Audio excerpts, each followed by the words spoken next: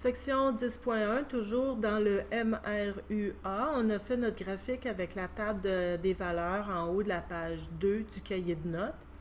J'ai représenté les différents points de la table de valeurs par des points rouges sur mon graphique et j'ai fait à main levée une courbe qui est beige et qui représente la courbe de la position en fonction du temps d'un mouvement qui est accéléré. Comment on sait que c'est accéléré en regardant ça? C'est que si on regarde de façon très logique le graphique, on peut voir qu'en une seconde, il y a très peu de mètres qui ont été traversés. Tandis que dans la dernière seconde, de 4 à 5, il y a beaucoup plus de mètres qui ont été traversés. Donc on pourrait dire que c'est très lent au début et de plus en plus rapide. Comment faire pour pouvoir comparer ces différents points-là dans leur vitesse?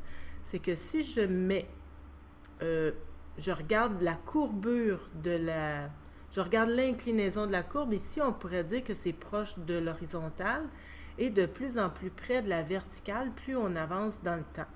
Et quand on fait la pente dans un graphique de la position en fonction du temps, on obtient la vitesse. Sauf que quand on a une courbe, c'est très difficile de faire la pente. Donc, si je veux avoir la vitesse instantanée à 1 seconde, je vais placer une droite qui touche seulement à un point de la courbe, celui qui est à 1 seconde.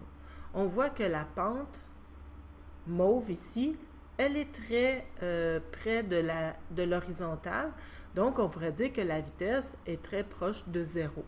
Ce serait la vitesse la plus lente. Si je m'avance à 2 secondes, si je fais une tangente par définition, ça touche à un seul point d'une courbe.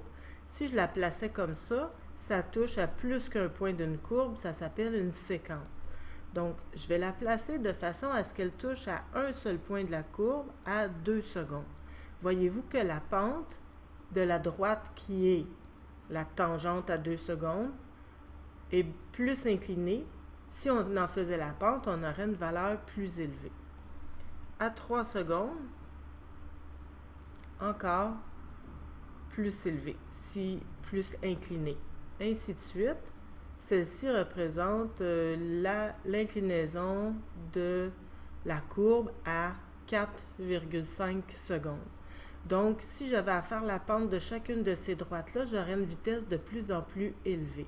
C'est pour ça qu'on dit que dans un graphique de la position en fonction du temps dans un MRUA, on doit faire la pente de la tangente pour savoir la vitesse à chaque instant.